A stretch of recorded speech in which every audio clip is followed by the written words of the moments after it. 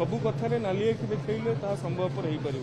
जितेबाला ये जन भागीदारी सहित जड़ित तेणु सचेतनता ही यार गोटे बड़ माध्यम कहले अत्युक्ति हेब ना। मु धन्यवाद देवी आपण मानक माध्यम रे समग्र ओडिशावासी को जो मैंने ओडिशा रे भी अच्छी ओडिशा बाहर भी अच्छी पाखापाखि 5 लाख लोक ये ओडिया पक्षर जो वेबसाइट होता से सामिल होती 3 लाख ऊर्ध्व लोक से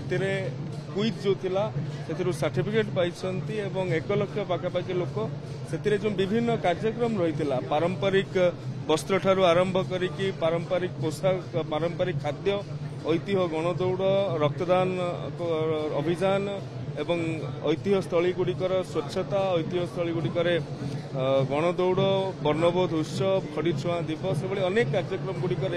साधारण ओडिया माने सामिल होते तार फोटो भी अपलोड करिया.पक्ष.com रे 1 लाख रु अधिक लोक माने फोटो अपलोड कर देखो ये गोटे छोट प्रयास राज्य सरकार तरफ ओडिया नववर्ष बा आज महाविश्व संक्रांति पणा संक्रांति बाबा साहेब को जन्मतिथि ये विशेष अवसर में आमे ओडिया माने जेतेबेले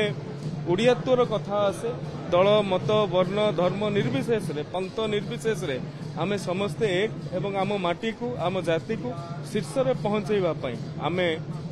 सतत चेष्टित अच्छी आज संकल्प आज निया जाइथिला एवं एक स्वर्णिम भविष्यतर संभावना आज युव छात्र छात्री माने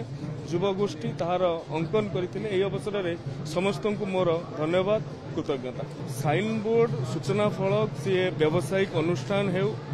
कि सरकारी दफ्तर मानकर तो विशेष तो ओडिया रे हेई सारिछे अण सरकारी बेसरकारी दफ्तर गुड़िकर अनुष्ठान गुड़िकर ए कथा को कड़ाकड़ी भाव में पालन करने आमर लेबर और ईएसआई डिपार्टमेंट से ध्यान प्रदान करुछंती एवं ओडिया भाषा साहित्य संस्कृति विभाग केवल अन्य विभाग उपरे निर्भरशील न रहीकि यह एक सचेतनता माध्यम रे सबु कथार नाली आखि देखले ता संभवपर हो पार जितेबाला ये जन भागीदारी सहित जड़ित तेणु सचेतनता ही यार गोटे बड़ माध्यम कहले अत्युक्ति हेब ना। ओडिया पक्षर आमे ओडिया नामफलक सचेतनता अभियान पदयात्रा पाखापाखि 30टा जिलार 88 रु अधिक स्थान में अनुष्ठित होता एवं आमे माने भी आगो को ये कथा को केवली भाव में लोक मान भितर नहीं हब जो माने आमर योजना अच्छी जो माने ओडिया रे नामफलक लिखिबे इंग्राजी लिखिथे अन्य भाषा लिखिथे ओडिया लिखिबे तांको धन्यवाद जणाइबा कृतज्ञता ज्ञापन करवा निजे मु मध्य ए अभियान में सामिल हेबी एवं समस्त जनप्रतिनिधि मान दलमत निर्विशेष सामिल कराइबा। धन्यवाद।